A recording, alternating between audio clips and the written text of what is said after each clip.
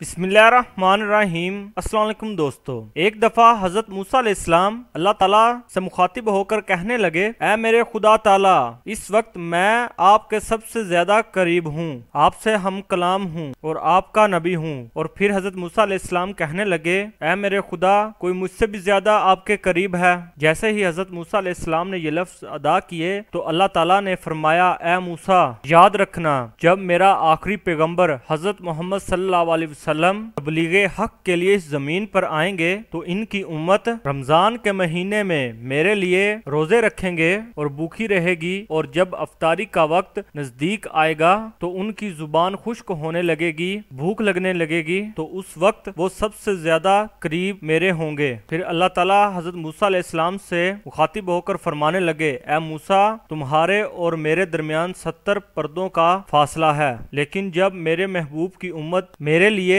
سارا دن بھوکا رہ کر جب افطاری کر رہی ہوگی تو اس وقت میرے اور میرے بندوں کے درمیان کچھ فاصلہ بھی نہیں رہے گا، تو اس وقت جو میرے بندے مجھ سے اس وقت جو بھی دعا مانگیں گے تو میں ضرور قبول کروں گا، اور جو مجھ سے مانگیں گے تو میں ان کو عطا کروں گا۔ اے موسیٰ، اگر میرے بندوں کو یہ معلوم ہو جائے کہ رمضان کیا ہے تو وہ کہتے، کاش پورا سال رمضان ہی ہوتا۔